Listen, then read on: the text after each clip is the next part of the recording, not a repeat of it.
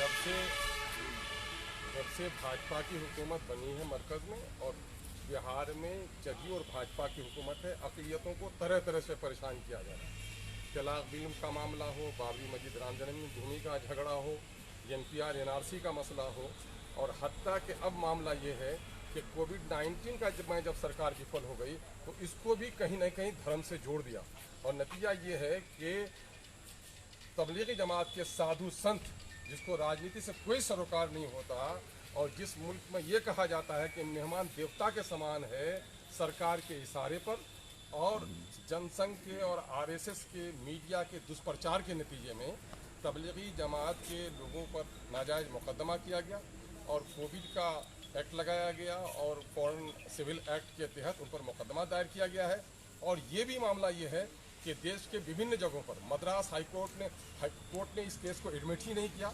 Aurangabad bench ने महाराष्ट्र के तमाम तर केस को गलत साबित करते हुए ये कहा कि ये मीडिया का दुष्प्रचार है और तबलीगी जमात के लोगों को बलि का बकरा बनाया गया, इसको FIR को रद्द किया जाए। लेकिन अफसोस कि बिहार में नीतीश कुमार की इंसाफ के साथ तरक्की की सरकार, अक़लियतों का दम भरने की दलाली करने वाली सरकार, आज तबलीगी जमात के लोगों को सही तौर पर बेल भी नहीं मिल पाया है। सरकार की लापरवाही है।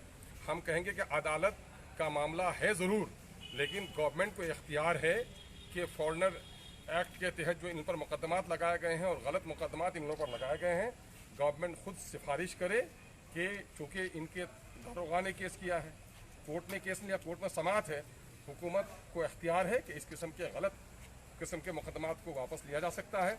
और यहाँ पर भी जदयू के जो लोग हैं किशनगंज जैसी जगह पर, और वहाँ पर सिर्फ बेल नहीं हुआ है, बाकी सारी जगहों पर उनका बेल भी हो गया है। इसलिए हम लोगों ने माननीय मुख्यमंत्री से आज हम लोगों ने मेमोरेंडम दिया है। DM साहब ने आश्वस्त किया है कि साहब हम इस केस को, जो वकील देख रहे हैं, गवर्नमेंट के जो वकील हैं, हम दोनों को बुलाकर के इस केस को सही तौर पर समझेंगे। जो पॉजिटिव एक्शन होगा हम करने के लिए सरकार को यहाँ से सुझाव देंगे। यह बात हमने कही है। विधायक जी भी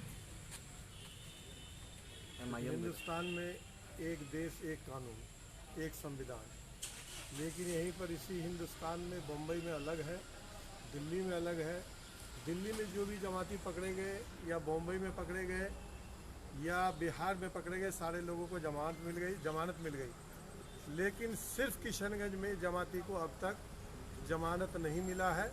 ये जो भी हमारे सदर साहब बोल रहे थे कि ये मीडिया का दुष्प्रचार का नतीजा है, ये मीडिया का दुष्प्रचार। और सरकार, ये जो सरकार RSS की सरकार है और ये जो भारतीय जनता पार्टी की सरकार है, ये जो नीतीश कुमार की सरकार है, इसके वजह से यहाँ पर एक तरफ अक़लियत की आबादी 70% है और यहाँ पर समझिए कि जमाती को बेल नहीं मिलना, ये बड़ी दुखद बात है। इसी के लिए हम लोग DM साहब से मिले और DM साहब को ज्ञापन सौंपे हैं और DM साहब के तरफ से आश्वस्त किया गया है कि जो भी इसमें वकील हैं उन वकील को लेकर के हम बैठेंगे और बैठ कर के इस पर बातचीत करेंगे और बातचीत करने के बाद जो सही सुझाव होगा वो हम सरकार तक भेजेंगे।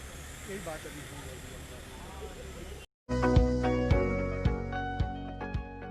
Please like and subscribe my YouTube channel.